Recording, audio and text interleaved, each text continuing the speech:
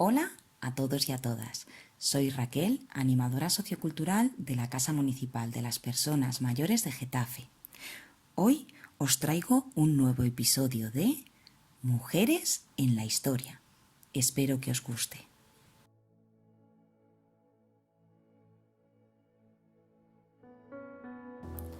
Mariana Pineda era hija natural de Mariano de Pineda y Ramírez, capitán de navío de la Real Armada y caballero de la Orden de Calatrava, y de la joven María Dolores Muñoz y Bueno, sirvienta en la casa de los Pineda.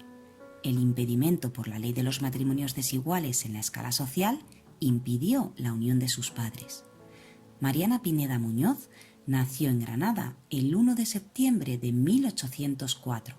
Su infancia estuvo rodeada de situaciones rocambolescas, empezando porque sus padres solamente vivieron juntos una vez nació la pequeña, firmando su padre un documento en favor de su hija cuando supo que él padecía una enfermedad crónica.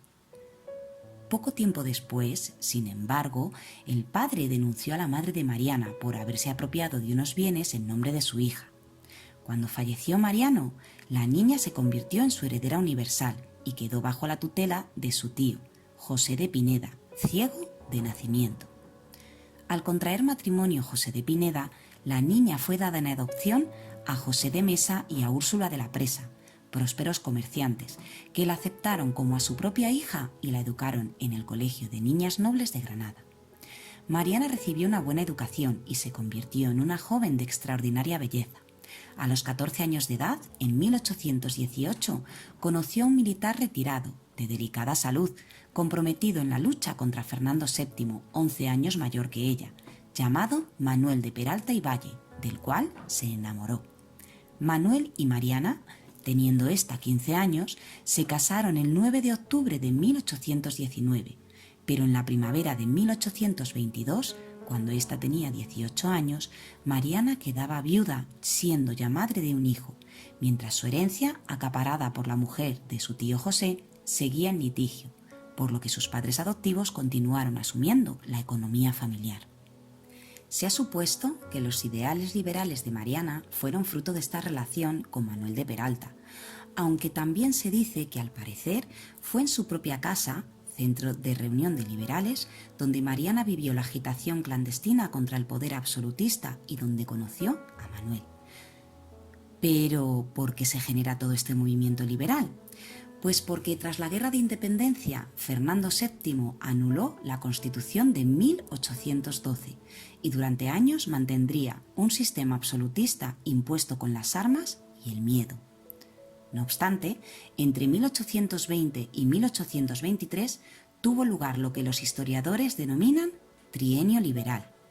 Tras el pronunciamiento militar del general Riego, Fernando VII se vio obligado a aceptar la Pepa, como llamaban a la Constitución de 1812, hasta que una intervención militar exterior le permitió volver a su absolutismo y autoritarismo desde 1823 hasta su muerte 10 años después. Esto lo llevó a cabo con la intervención de los 100.000 hijos de San Luis, un ejército francés, poniendo fin al gobierno liberal e implantando nuevos planteamientos absolutistas, dando así comienzo a lo que historiográficamente se conoce como la década ominiosa, una década donde se empleó una represión aún más brutal y sangrienta contra quienes cuestionaban el sistema absolutista al grito de ¡Viva la Constitución! O ¡Viva la libertad!, y donde las penas de muerte fueron el destino más habitual para los liberales cazados.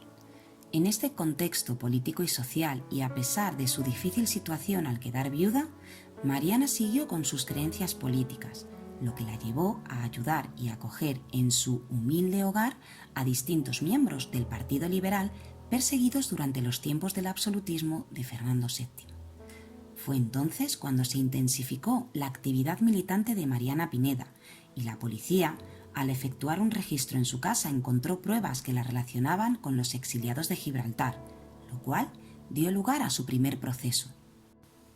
El 8 de enero de 1825, Fernando VII nombró a Ramón Pedrosa y Andrade alcalde del crimen de la Chancillería de Granada, personaje siniestro y principal figura que lentamente se fue cerniendo en torno a Mariana Pineda. Sus actividades no pasaban desapercibidas y ella se supo vigilada de cerca. Dentro y fuera de España, los presos recibían correspondencia, información y socorro, maniobras que la policía conocía al serle interceptado su correo. El año 1828 fue fundamental en la vida de Mariana Pineda. Entre los presos de la Casa y Corte de la Real Chancillería de Granada se encontraban dos parientes de Mariana, Pedro García de la Serrana, presbítero, y Fernández Álvarez de Sotomayor, de 33 años, comandante de batallón y primo de su difunto esposo. Condenado este último a muerte por su destacada actuación en la época constitucional, hubo de exiliarse a Londres en 1823. Mariana, consciente de que solo su fuga lo libraría del patíbulo, en sus visitas al reo le introdujo ropas de religioso capuchino. Con este disfraz logró su salida, aprovechando la afluencia de sacerdotes y religiosos, de cualquier orden, que solían acompañar a los reos en sus últimas horas de vida para ayudarles a bien morir. Se puso precio a la cabeza del prófugo, pero la complicidad de las gentes desoyó pregones y pasquines, y el preso logró salir de España. La policía sospechó que Mariana Pineda era el artífice de la evasión, pero nada se pudo probar. En 1829, Mariana daba a luz a una niña fruto de su relación con el abogado José de la Peña y Aguayo, el cual llegaría a ser ministro de Hacienda de Isabel II, quien tardó muchos años en reconocer legalmente a su propia hija. Para Mariana fueron años de vivir sometida a estrecha vigilancia y persecución, hasta que a mediados de marzo de 1831 llegó a conocimiento de Ramón Pedrosa que Mariana había encargado a dos hermanas bordadoras del Albaicín la confección de una bandera constitucional para un alzamiento en la ciudad en relación con el exterior. Pedrosa obligó a las dos mujeres a llevar la bandera a casa de Mariana, en la calle del Águila, y en ese momento se presentó la policía a hacer un registro. La bandera, precipitadamente escondida, fue descubierta. Se trataba de un tafetán de seda morado, centrado por un triángulo de color verde y en el que a medio bordar aparecían los lemas Libertad, Igualdad y Ley. Mariana quedó detenida en su casa bajo estricta vigilancia. Al cuarto día intentó fugarse y fue descubierta. Las consecuencias de la fracasada huida fueron inmediatas. Mariana fue recluida en el convento, convertido en cárcel de mujeres, de Santa María Egipciaca. Allí recibió un respetuoso trato por las monjas que lo regentaban, no así por las autoridades que iban frecuentemente a interrogarla con la idea de que delatase al resto de los conspiradores, extremo al que Mariana no accedió. Ante esta negativa de Mariana, el fiscal Andrés Oller, convencido liberal, bajo amenazas tuvo que solicitar la pena de muerte para Mariana. Fernando VII, que firmó la condena de muerte, indicó que la pena debía cumplirse por medio del garrote.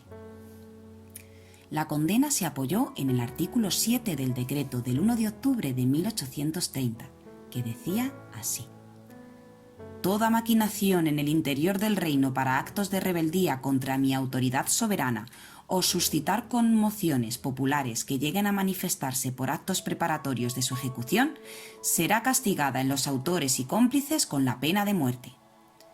Pese a la condena y a la promesa de que sería indultada si delataba a sus cómplices, Mariana se negó a dar los nombres, por lo que fue fijada su ejecución para el 26 de mayo de 1831. Nunca se presentaron pruebas concretas contra Mariana, ya que la bandera no implicaba ninguna relación directa con conspiración alguna, máxime cuando los conspiradores, por la no delación de Mariana, no fueron descubiertos. Algunos investigadores mantienen que dicha conspiración nunca tuvo lugar, y todo no fue más que una cruel venganza de las autoridades de la Audiencia de Granada, que aún conservaban la humillación por la participación de Mariana en la fuga de Fernando Álvarez de Sotomayor. En sus últimos días, Mariana envió cartas a sus hijos, en las que explicaba que moría dignamente por la libertad y la patria, y también redactó su testamento. Mariana fue ejecutada a los 26 años de edad, en el Campo del Triunfo de Granada, mientras ante sus ojos se quemaba la bandera a causa de sus desdichas. Según cuentan las crónicas, el pueblo de Granada quedó sorprendido ante la belleza y serenidad del arreo. Mariana Pineda gozó de gran fama tras su muerte. Su leyenda se difundió por toda Granada y su figura sirvió de inspiración y baluarte para los movimientos liberales posteriores.